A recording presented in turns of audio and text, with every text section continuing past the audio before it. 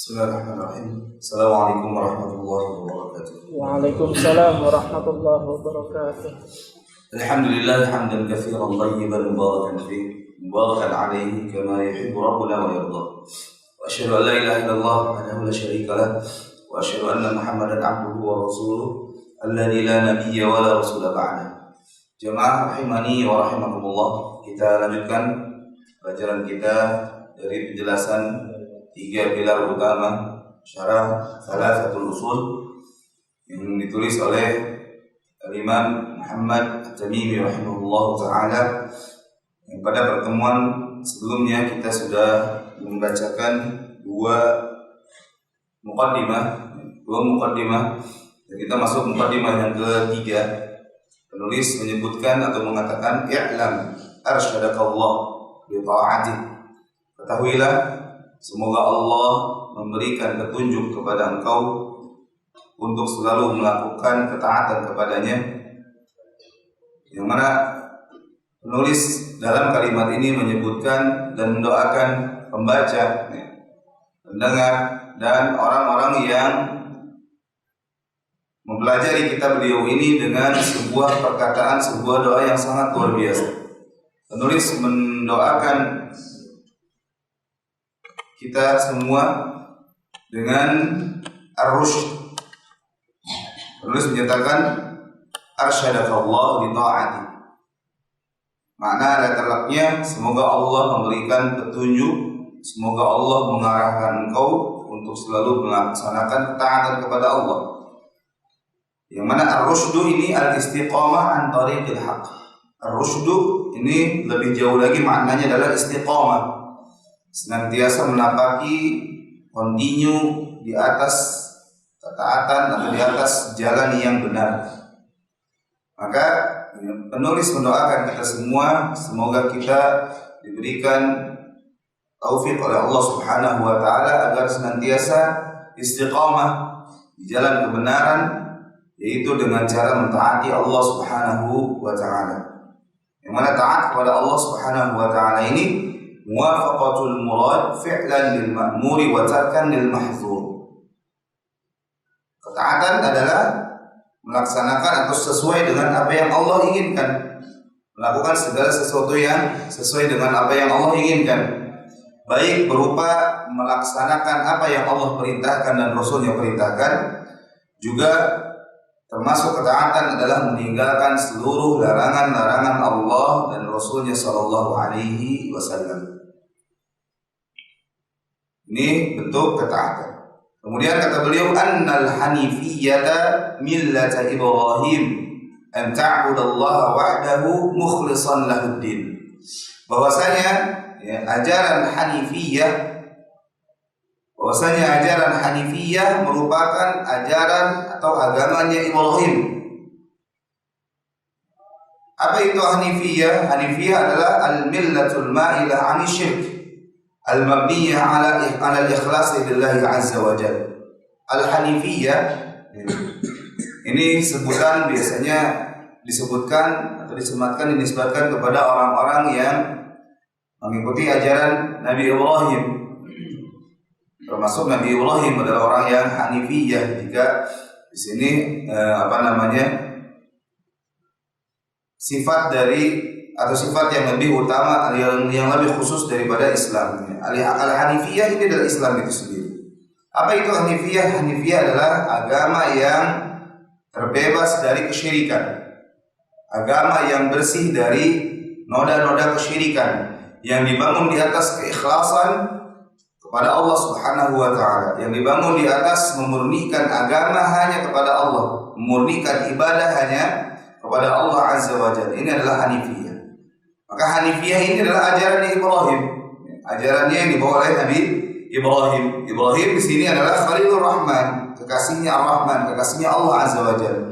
Allah berfirman dalam surah An-Nisa, surah yang keempat, ayat 125, "Wattakhadallahu Ibrahim khalila." Dan Allah menjadikan Ibrahim sebagai khalil. Khalil artinya kekasih. Khalil artinya adalah teman yang sangat akrab, yang sangat dekat. Ya. Karena dalam bahasa Arab ini banyak tingkatan teman. Ada yang disebut dengan sadiq, ada yang disebut dengan sahib, Dia sebut dengan khalil. Ya.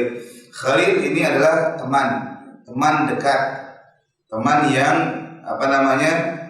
sangat akrab, ya, sangat akrab. Makanya Nabi alaihi salatu wasallam bersabda, ya, almar'u ala dini khalilihi. Seseorang itu tergantung kepada khalil, agama khalil. Falyanzur ahadukum man yukhalilu. Maka hendaklah seseorang melihat siapa yang menjadi temannya, siapa yang menjadi khalilnya, siapa yang menjadi khalilnya. Maka di sini khalil maknanya ya teman yang sangat dekat, teman yang sangat akrab. Bahkan ya kalau antara manusia khalil itu saling mempengaruhi satu sama lain. Makanya Nabi SAW sangat mewanti-wanti, hati-hati untuk mencari teman dekat, hati-hati untuk mencari ya, teman yang kita akrabi. Ya, siapa yang teman yang kita akrabi, maka itu bisa mempengaruhi agama. Makanya Nabi SAW dalam hadis yang sahih yang lainnya juga yang memberikan permisalan seorang teman yang baik dan teman yang buruk. Sebagaimana yang masyhur atau populer di kalangan kita, teman yang baik Nabi SAW permisalkan seperti berteman dengan orang yang menjual minyak wangi, ya. Dan teman yang buruk itu adalah seperti kita berteman dengan seorang pandai besi. Maka orang yang berteman dengan orang yang menjual minyak wangi, maka bisa jadi ya, kita mendapatkan wanginya, atau tertular wanginya, atau mungkin si penjual minyak wangi ini memberikan minyak wanginya. Berbeda hanya ketika kita berteman dengan pandai besi yang sehari-hari memegang logam keras, sehari-hari megang api, sehari-hari dikelilingi oleh asap yang tebal ya, dari pembakaran ketika membuat besi. Maka ketika kita berteman dengan orang seperti itu, bisa jadi kita terpapar oleh bau yang tidak sedap dari asap pembakaran, atau bahkan bisa jadi api yang ya, sehari-hari dia gunakan ya, membakar badan kita atau membakar pakaian kita. Itu permisalan yang diberikan oleh Nabi Alaihissalam terkait dengan teman. Maka sekali lagi teman, khalil itu bisa saling mempengaruhi satu sama lain. Wa huwa abul anbiya wa qad takarrara dzikru manhajihi fi mawadhi'i katsiratin lil ibtida'i bihi. Beliau adalah bapaknya para nabi. Karena dari keturunannya mayoritas para nabi itu yang berasal dari nasabnya beliau. Mayoritas para nabi nasabnya ke Nabi Ibrahim alaihissalam. Nabi Ibrahim memiliki dua putra, namanya Ismail dan Ishak. Nabi Ishak punya putra namanya Nabi Ya'qub alaihissalam. Ya'qub memiliki nama lain. Nama lainnya adalah Israel. Ya, Israel itu nama lain dari Nabi Ya'qub. Anak keturunan Nabi Ya'qub ini ada 12 orang. Keturunannya Nabi Ya'qub ada 12 orang. 12 orang inilah yang menjadi ya, puncak nasabnya Bani Israel. Bani Israel orang-orang yang banyak disebutkan oleh Allah Subhanahu wa taala dalam Al-Qur'anul Karim ya. Dalam surat Al-Baqarah banyak sekali disebutkan dan surat-surat yang lain. Bani Israel dan dari kalangan Bani Israel inilah banyak terlahir, banyak muncul, banyak diutus oleh Allah Subhanahu wa taala para nabi dan rasul. Sampai terakhirnya itulah Nabi Isa alaihissalam. Adapun dari keturunan Nabi Ismail, maka satu-satunya nabi yaitu nabi kita Muhammad sallallahu alaihi wasallam.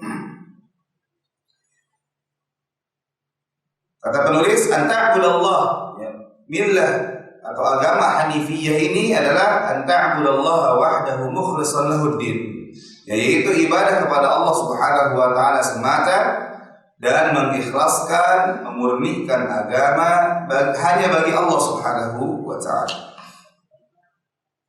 Perkataan beliau anta'budallaha, kau beribadah kepada Allah, ya, ini adalah penjelasan dari atau khabar dari anna. Ya, itu dalam perkataan beliau annal hanifiyah wal ibadah bimafhumiha al-'am hiya at-tadallul lillahi mahabbatan wa ta'ziman bi fi'li awamirihi wajtinabi nawahihi 'ala al-wajhi alladhi ja'at bihi syara'i'uhu. Ibadah makna yang umum, maknanya adalah at-tadallul lillah mahabbatan wa ta'ziman, yaitu menghinakan diri di hadapan Allah Azza wa Jalla. Menghinakan diri di hadapan Allah itu adalah sebuah perbuatan yang mulia. Ketika kita menghinakan diri, merendahkan diri serendah-rendahnya kepada Allah Subhanahu wa taala, maka itu adalah sebuah perbuatan yang diperintahkan, perbuatan yang mulia. Bahkan saking kita menghinakan diri di hadapan Allah, kita letakkan bagian tubuh yang paling mulia, wajah dan kepala, bagian tubuh yang paling mulia kita letakkan di atau setara, sejajar dengan tanah, dengan bumi ketika kita bersujud di hadapan Allah Azza wa Jalla. Makanya perbuatan atau ibadah sujud tidak boleh diberikan kepada selain Allah Subhanahu wa taala. Karena itu adalah bentuk penghinaan diri yang paling besar, yang paling agung, yang paling utama. Ruku juga bagian dari penghinaan diri, menundukkan diri di hadapan Allah Subhanahu wa taala. Tapi sujud ini yang paling rendah, yang paling bawah, yang paling bentuk penghinaan diri yang paling besar kepada Allah Subhanahu wa taala.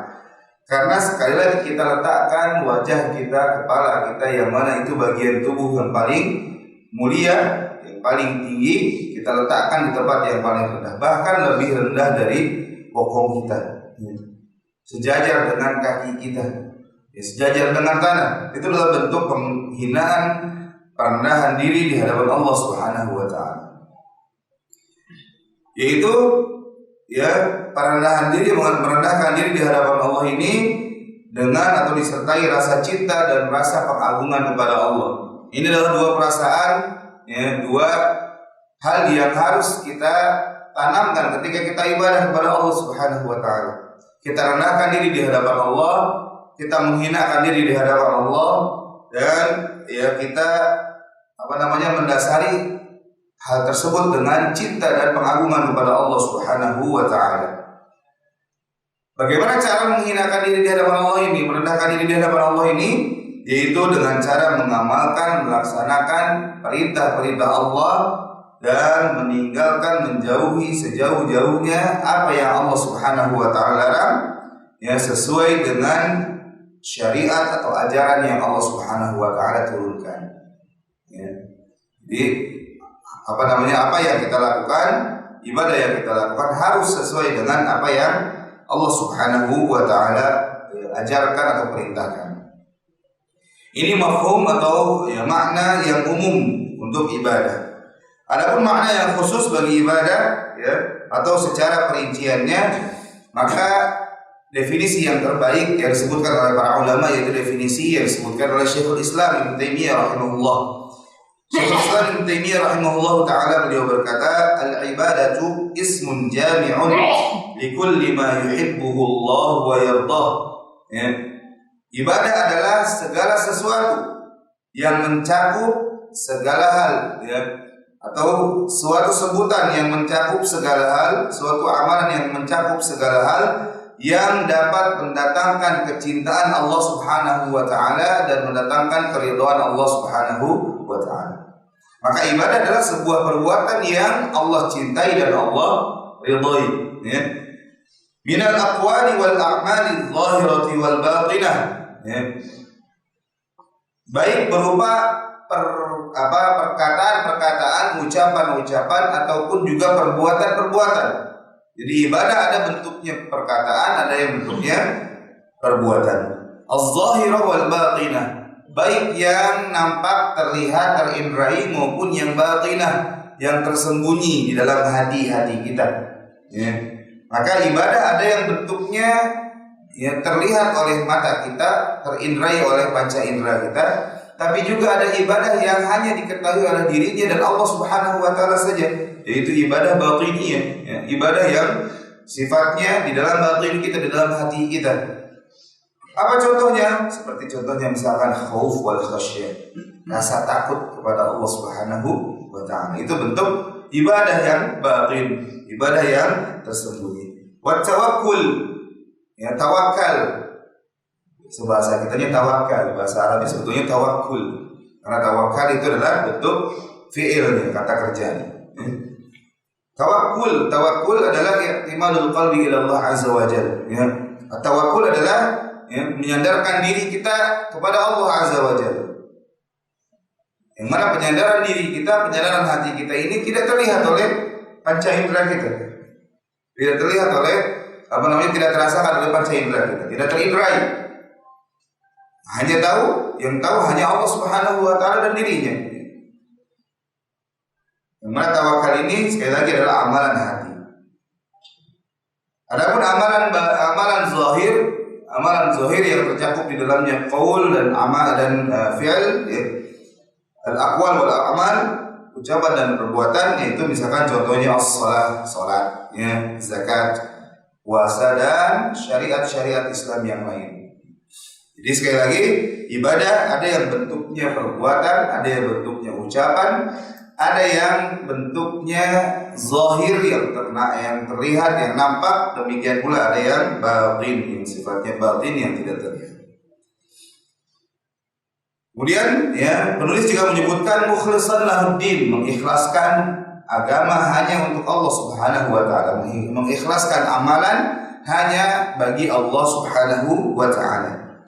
Yang mana al-ikhlas adalah at-tanqiyah. Ikhlas artinya membersihkan, mensucikan, memurnikan. Wal muradu bihi, dan yang dimaksud di sini adalah an yaqsuda mar'u bi'ibadatihi wajha Allah azza wa jalla wal wusul ila dari karamatihi bihaitsu la ya'budu ma'ahu ghayrahu la malakan muqarraban wala nabiyyan mursalan. Ya. Ikhlas adalah seseorang memaksudkan ibadahnya, seseorang meniatkan ibadahnya murni hanya mengharapkan wajah Allah azza wa jalla, hanya mengharapkan bisa melihat wajah Allah azza wa jalla, yaitu di surga Allah Subhanahu wa taala. Dengan ibadahnya seseorang mengharapkan hanya bisa sampai ke dalam kampung kemuliaan, yaitu surga Allah Subhanahu wa taala. Yaitu dengan cara seseorang tidak beribadah kepada selain Allah Subhanahu wa taala bersama Allah Subhanahu wa taala, apalagi mengganti ibadah kepada selain Allah Subhanahu wa taala. Baik yang diibadahi bersama Allah itu adalah malaikat yang dekat. Karena ada sebagian manusia yang beribadah yang menyembah kepada para malaikat, kepada sebagian malaikat. Inilah sebuah kebatilan. Demikian pula tidak pula diibadahi dengan Allah atau bersama Allah Subhanahu wa taala, yaitu nabi yang diutus. Ya. Kita tahu sampai sekarang, sampai detik ini ada sekelompok manusia yang mengibadahi atau yang beribadah kepada nabi, salah satunya itu Nabi Isa alaihi salam. Yang mana padahal Nabi Isa alaihi salam adalah nabi yang diutus, nabi yang membawa dan mengajarkan ajaran Allah Subhanahu wa taala, syariat Allah Subhanahu wa taala kepada Bani Israel. Allah Subhanahu wa taala berfirman dalam surah An-Nahl ayat 123, "Tsumma auhayna ilaika an ittabi' millata Ibrahim hanifa." Kemudian kami wahyukan kepada engkau wahai Muhammad agar engkau mengikuti millah Ibrahim, agar engkau mengikuti ajaran agamanya Nabi Ibrahim alaihi salam. Apa tadi ajarannya disebut apa? Al-Hanifiyah, ya, Al-Hanifiyah, ikhlas hanya kepada Allah, memberikan ibadah hanya kepada Allah dan menjauhi kesyirikan. Itu agamanya Nabi Ibrahim. Wa ma kana minal musyrikin, dan tidaklah Nabi Ibrahim termasuk golongan orang-orang yang musyrik, orang-orang yang menyekutukan Allah. Ya. Yang mana ikhwatul iman jamaah rahimani wa rahimakumullah, banyak orang-orang musyrikin Quraisy dahulu, ya, orang-orang musyrikin Quraisy dahulu menganggap bahwasanya apa yang mereka amalkan, apa yang mereka lakukan, ya, berupa ibadah kepada berhala-berhala, Tuhan-Tuhan yang mereka sembah ini, itu adalah ajaran yang diajarkan oleh Nabi Ibrahim alaihissalam. Ya. Mereka senantiasa mengklaim seperti itu. Mereka senantiasa merasa bahwasanya apa yang mereka lakukan, apa yang mereka amalkan, ibadah yang mereka lakukan itu adalah ibadah yang diajarkan oleh Nabi Ibrahim alaihissalam. Karena banyak atau masih ada sebagian ajaran yang dibawa oleh Nabi Ibrahim yang masih dilakukan oleh kaum Quraisy. Contohnya haji, ya, tawaf, sa'i dan sebagainya.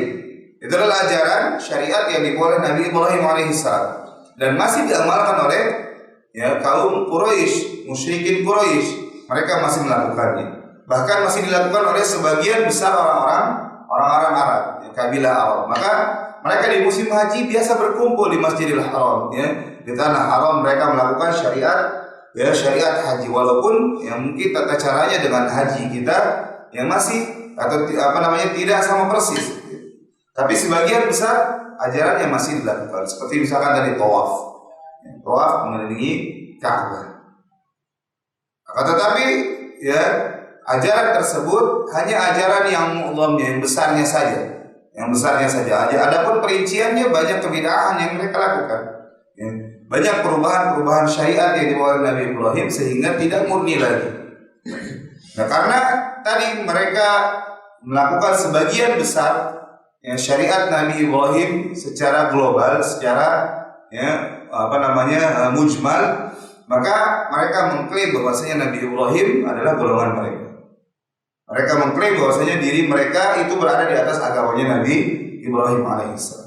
Makanya dalam banyak ayat ketika Allah Subhanahu wa taala menyebutkan Nabi Ibrahim alaihissalam, maka Allah menutup atau menegaskan wa ma kana minal musyrikin. Dan tidaklah Nabi Ibrahim itu termasuk golongan orang-orang yang musyrik. Artinya Nabi Ibrahim tidak sama ibadah yang dilakukan oleh beliau dengan apa yang dilakukan oleh kaum musyrikin. Apa yang dilakukan oleh kaum musyrikin itu jauh dari ajarannya Nabi Ibrahim. Yang paling utama yaitu ibadah. Nabi Ibrahim tidak pernah beribadah kepada selain Allah. Tapi orang-orang musyrikin mereka memiliki Tuhan-Tuhan yang disembah selain Allah. Bahkan Tuhan-Tuhan yang mereka sembah itu banyak sekali, baik yang ukurannya besar maupun yang ukurannya kecil.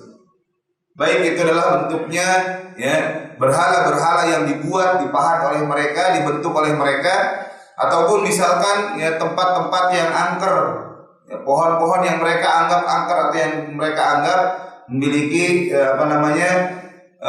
kekhususan. Jadi mereka intinya menyembah kepada selain Allah Subhanahu wa taala. Walaupun ketika mereka ditanya siapa yang menciptakan kalian, maka mereka dengan tegas menyatakan Allah Azza wa Jalla. Ketika mereka ditanya siapa yang memberikan rezeki kepada kalian, kepada kalian, maka mereka pun tegas menyatakan Allah Azza wa Jalla. Tapi ketika ditanya siapa yang berhak untuk disembah, maka mereka enggan menyatakan Allah saja. Bahkan ketika Nabi alaihi salatu wasallam senantiasa mendakwahkan untuk mentauhidkan Allah, mengesahkan Allah dalam ibadah, maka mereka mengatakan aja'alal alihata ilahan wahidan. Apakah Muhammad itu menjadikan Tuhan-Tuhan yang banyak ini, Tuhan-Tuhan yang sudah banyak ini menjadi Tuhan yang satu saja? Mereka merasa takjub, mereka merasa heran Nabi Muhammad SAW mengajak manusia hanya menjadikan sesembahan satu saja, yaitu Allah Azza wa Jalla. Mereka heran Nabi Muhammad memerintahkan mereka untuk meninggalkan peribadahan kepada berhala-berhala yang sudah banyak itu dan hanya menyembah Allah Subhanahu wa taala saja. Makanya mereka berkata inna hadza la syai'un ajab. Ini adalah sebuah perkara yang sangat mengherankan. Sangat heran mereka rasakan. Mereka merasa heran karena Nabi alaihi salatu wasallam hanya beribadah kepada satu Tuhan saja. Padahal kata mereka Tuhan-Tuhan itu banyak. Bahkan ada dalam satu riwayat mereka membuat adonan roti, yang dari adonan roti mereka membentuk Tuhannya, membentuk berhala. Di malam hari mereka sembah, di malam hari mereka sujud dan ruku berdoa kepada ya berhala tersebut, di pagi harinya mereka jadikan sarapan. Mereka santap Tuhan ini. Ini bentuk kebodohan mereka. Makanya ya disebut masa jahiliyah, orang-orang yang bodoh. Kebodohan mereka yaitu ibadah kepada selain Allah Azza wa Jalla. Padahal mereka yakin Allah yang menciptakan mereka. Padahal mereka yakin Allah Subhanahu wa taala yang memberikan mereka rezeki. Padahal mereka yakin bahwasanya Allah yang mengaturkan urusan mereka. Bahkan ketika mereka berada di atas lautan, di atas kapal, ya, kemudian terjadi gelombang yang tinggi, gelombang yang besar, apa yang mereka lakukan? Mereka tinggalkan seluruh peribadahan dan mereka berjanji kepada Allah, kalau Allah Subhanahu wa taala memberikan keselamatan bagi mereka, maka mereka akan ya beribadah hanya kepada Allah. Walaupun ketika mereka kembali ke daratan selamat, ya, pulang dengan selamat, kembali ke daratan dengan selamat, mereka lupa dengan janji tersebut. Artinya mereka dalam relung hati yang paling dalam tetap meyakini Allah Subhanahu wa taala yang memberikan keselamatan. Tidak ada seorang pun dari mereka yang minta bantuan berhala-berhala yang mereka sembah sebelumnya. Mereka hanya minta bantuan pertolongan dari Allah Azza wa Jalla.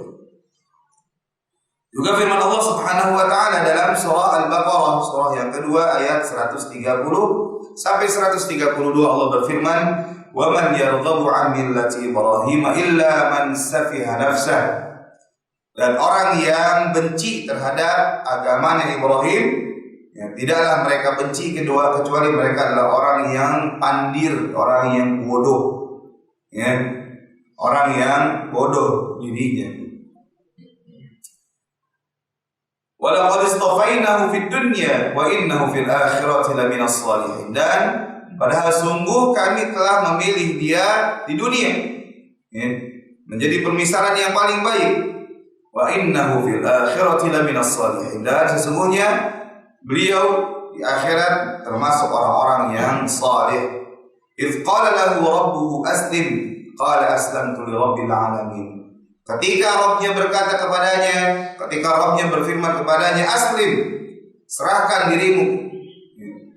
dirimu kepada Allah, maka dia berkata, aku menyerahkan diriku kepada Rabbul Alamin. Aku menyerahkan diriku kepada Rabbnya alam semesta. Apa itu Rabb? Rabb itu adalah, ya, nama Allah Subhanahu wa taala yang mencakup di dalamnya 3 sifat. Sifat yang pertama yaitu al-khalq, bahwasanya Allah yang menciptakan alam semesta. Allah yang menciptakan seluruh, ya, manusia, seluruh makhluk, seluruh alam semesta ini Allah yang menciptakan. Ini sifat yang pertama dari makna atau dari lafaz Rabb. Sifat yang kedua yaitu Allah, ya, al-Malik, al-Malikul Malik. Allah adalah zat yang memiliki alam semesta ini dan Allah adalah raja di rajanya bagi alam semesta ini. Allah adalah rajanya alam semesta. Ini makna yang kedua atau sifat yang kedua yang terdapat dalam lafaz Ar-Rabb. Sifat yang ketiga yaitu Al-Mutasarrif, yaitu Allah Subhanahu wa taala yang mengatur seluruh urusan yang ada dalam alam semesta ini. Makanya Allah berfirman, "Kulla yaumin huwa fi sya'n." Ya, setiap hari Allah Subhanahu wa taala yang memiliki urusan. Artinya Allah Subhanahu wa taala mengaturkan alam semesta ini. Dalam ayat yang lain Allah berfirman, la ta'khudhuhu sinatun wa la naum. Yang mana Allah Subhanahu wa taala disifati tidak pernah merasakan ngantuk dan juga tidak pernah tertidur. Apalagi tidur, ya, memaksakan tidur, ya, mengkondisikan diri untuk tidur, tidak pernah. Karena kalau misalkan 2 sifat yang tercela itu bagi Allah, ya, ada, maka alam semesta ini akan kacau. Alam semesta ini akan kacau. Makanya Allah Subhanahu wa taala menafikan 2 sifat yang tercela itu. Yang mana 2 sifat ini kalau disematkan kepada manusia, maka manusia tersebut adalah manusia yang normal, ya. Manusia normal adalah orang yang merasakan ngantuk dan orang yang tidur. Maka apabila ada orang yang tidak pernah ngantuk dan tidak tidur, maka bisa jadi dia memiliki penyakit. Dia berada di dalam keadaan harus diobati. Mungkin dia punya penyakit yang namanya insomnia dan sebagainya, nggak bisa tidur gitu ya. Dan ini disebut orang yang tak normal, orang yang tidak normal kalau tidak bisa tidur.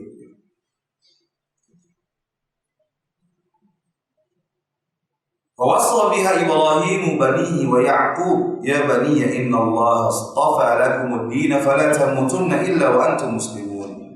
Dan kata Allah Subhanahu wa taala, Ibrahim telah mewasiatkan anak-anaknya dengan hal tersebut, yaitu dengan agamanya Hanifiyah, dengan agama Islam. Karena ikhwatal iman, ya, Islam adalah agama yang bukan hanya dibawa oleh Nabi kita Muhammad SAW.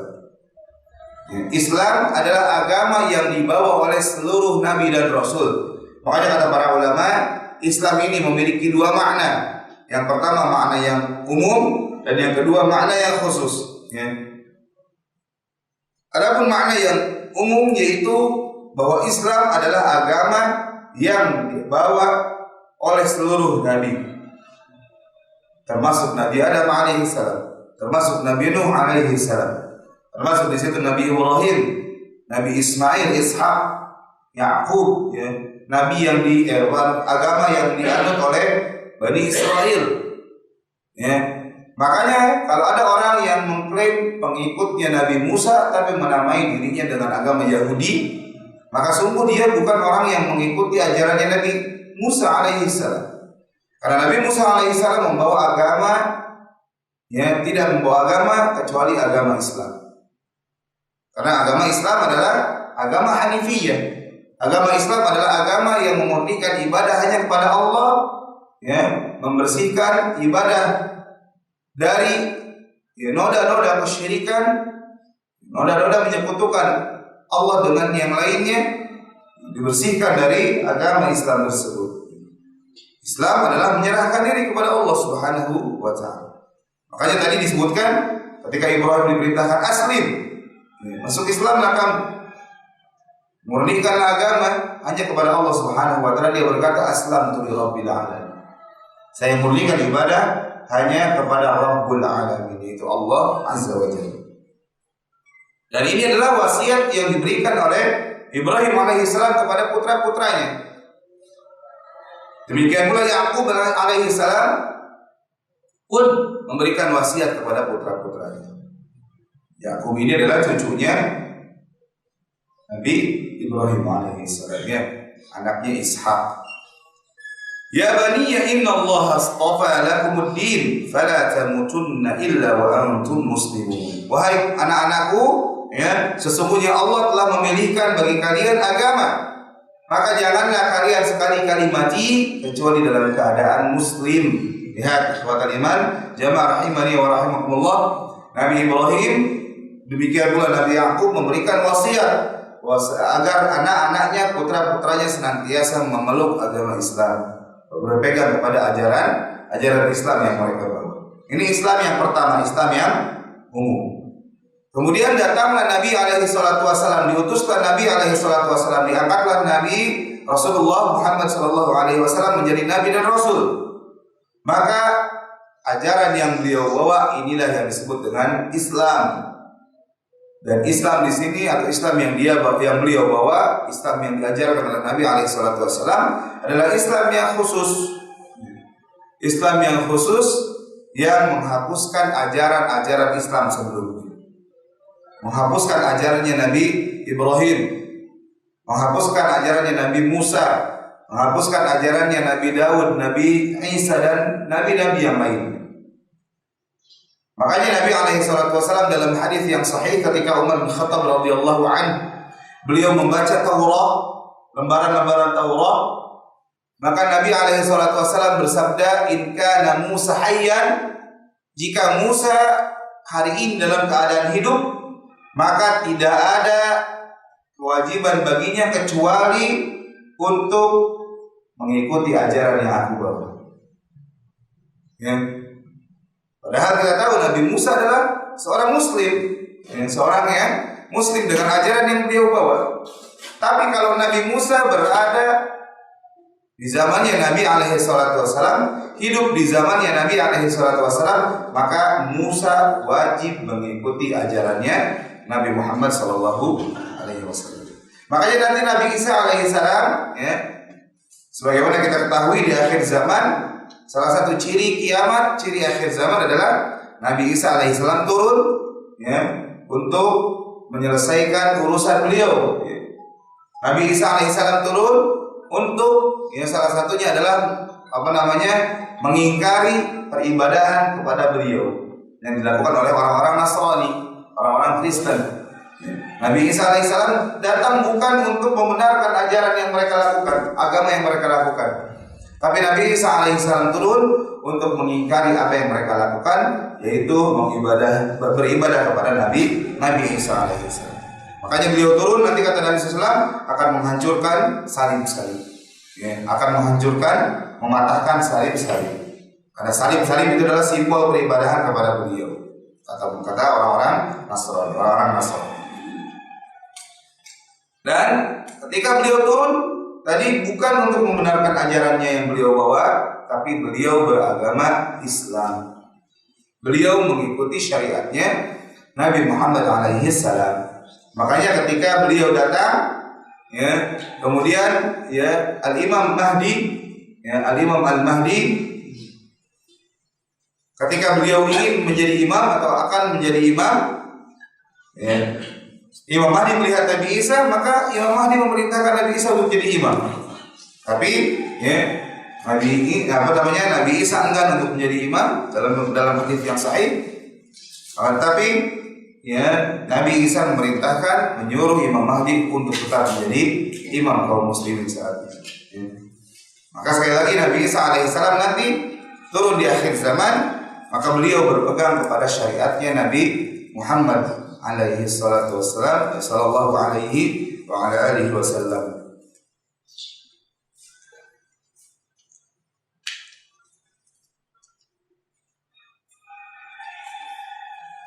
Oleh karena itu kata penulis, wabidzalika, dengan agama Hanifiyah ini, yaitu ibadah, agama yang mengajarkan ibadah hanya kepada Allah, mengikhlaskan agama, mengikhlaskan, ya, amalan hanya kepada Allah, maka Allah Subhanahu wa taala memerintahkan seluruh manusia, amarallahu jami'an nas wa khalaqahum laha. Allah memerintahkan seluruh manusia untuk hanya beribadah kepada Allah Subhanahu wa taala saja, ya. Untuk memurnikan ibadah hanya bagi Allah Subhanahu wa taala saja, dan untuk ibadah itulah Allah Subhanahu wa taala menciptakan manusia. Allah berfirman dalam surah Al-Zariyat ayat yang ke-56, "Wa ma khalaqtul jinna wal insa illa liya'budun." Dan tidaklah aku ciptakan jin dan manusia, kata Allah, kecuali hanya untuk beribadah kepadaku. Wa makna ya'buduni yuwahhiduni, dan makna ya'buduni agar mereka beribadah kepadaku, kata Allah, yaitu artinya agar mereka mentauhidkan aku, agar mereka mentauhidkan Allah Azza wa Jalla, agar mereka, ya, mengesahkan Allah Subhanahu wa taala dalam peribadahan. Demikian pula firman Allah Subhanahu wa taala dalam surah Al-Anbiya ayat 25. Allah berfirman, "Wa ma arsalna min qablika min rasulin illa nuhi ilaihi annahu la ilaha illa ana fa'budun." Dan tidaklah kami mengutus orang-orang sebelum engkau dari para rasul kecuali kami memberikan mewahyukan kepadanya agar bahwasanya tidak ada sesembahan yang benar kecuali aku, maka hendaklah kalian beribadah hanya kepada aku, kata Allah Subhanahu wa taala. Ini perintah yang paling utama. Makanya ajaran yang diajarkan oleh para nabi, poros yang paling utama, ajaran yang paling utama, dan ini adalah ajaran yang sama yang diajarkan oleh setiap nabi, yaitu perintah ajaran untuk beribadah hanya kepada Allah dan menjauhi kesyirikan, menyekutukan Allah dengan yang lain. Maka tadi kata penulis wa ma'na ya'budun ay yuwahidun. Dan makna mereka beribadah kepada aku yaitu mereka mentauhidkanku, yang mengesahkan aku. Yakni at-tauhid min ma'na al-ibadah wa illa faqad sabaqa laka ma'na al-ibadah wa 'ala ayyi shay'in tutlaq wa annaha a'ammu min mujarrad at-tauhid. Wa a'lamu anna al-ibadah naw'an. Yang mana kata Syekh Utsaimin rahimahullahu taala maknanya adalah tauhid. Dan tauhid adalah bagian dari makna ibadah.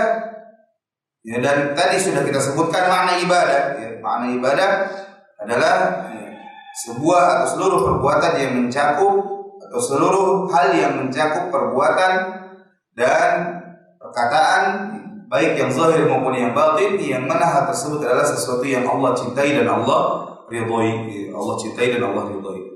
Yang mana ikhwatal iman azani Allah wa iyyakum, kata penulis, kata Syekh Utsaimin rahimahullahu taala, bahwasanya ibadah itu ada dua macam.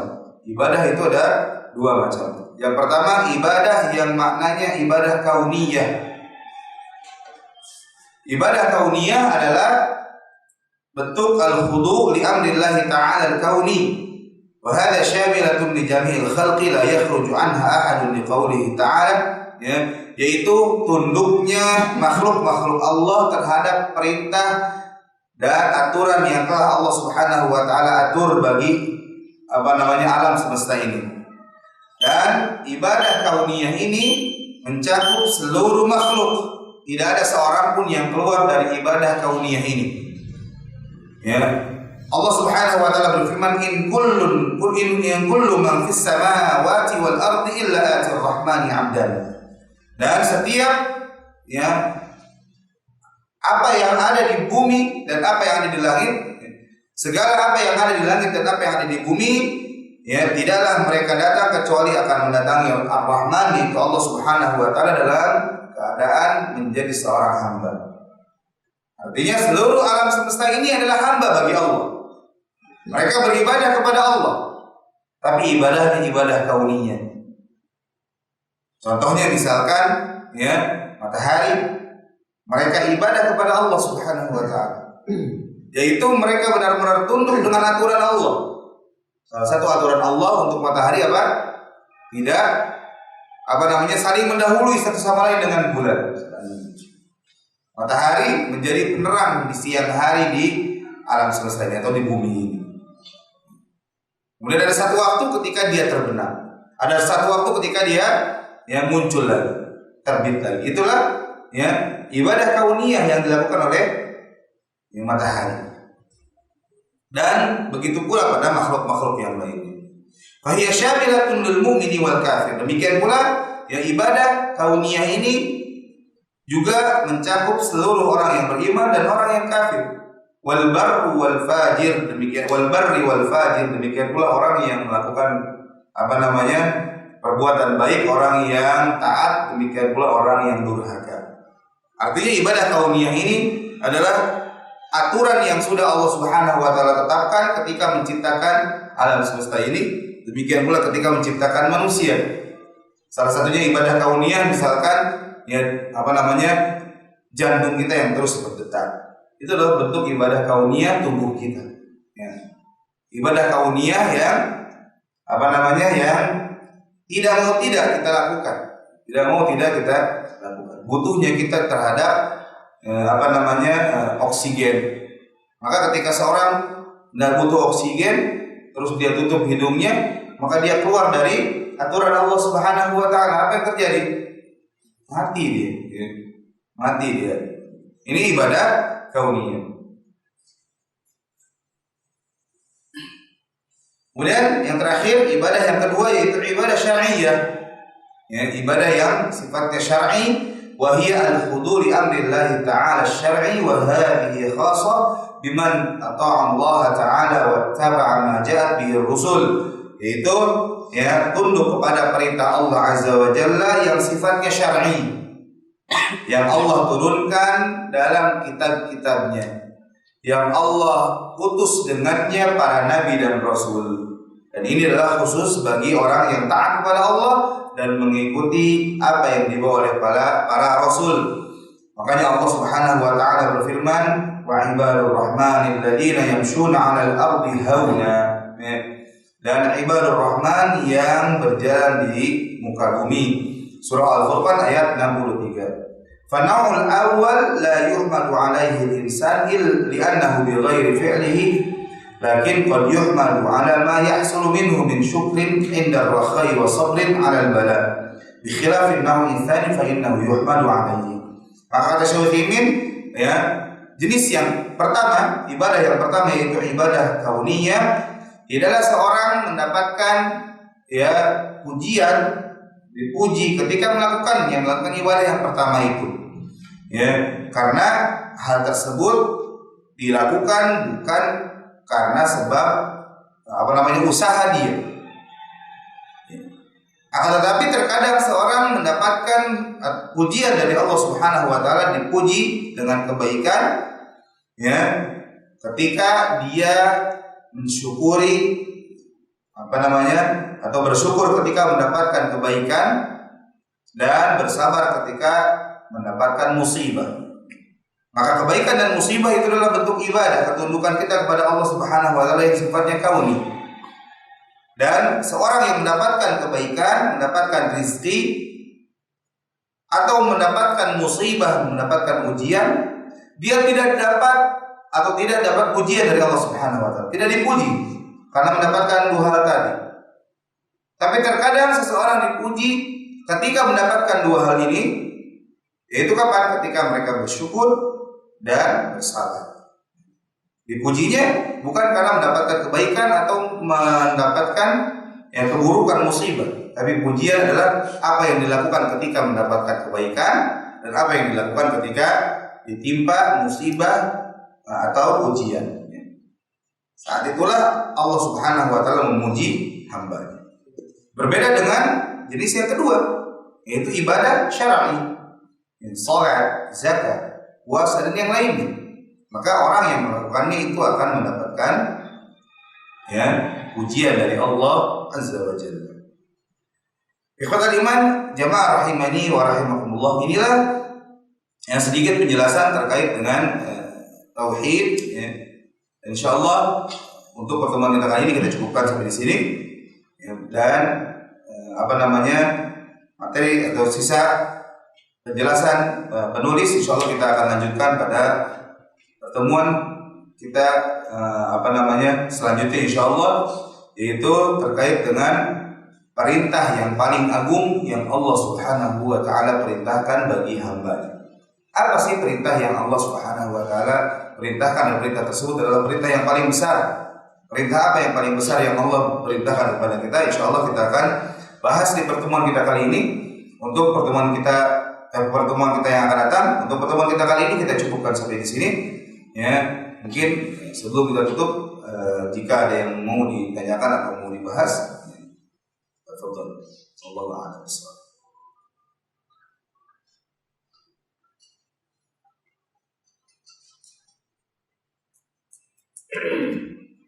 Ya, kalau ada yang ditanyakan, tidak ada yang dibahas, mungkin kita cukupkan perjumpaan kita kali ini. Hadana Allah wa iyyakum ajmain. Kita tutup dengan doa kafaratul majlis. Subhanakallahumma wa bihamdika asyhadu an la ilaha illa anta astaghfiruka wa atubu ilaik wa akhiru da'wana alhamdulillahi rabbil alamin. Assalamualaikum warahmatullahi wabarakatuh.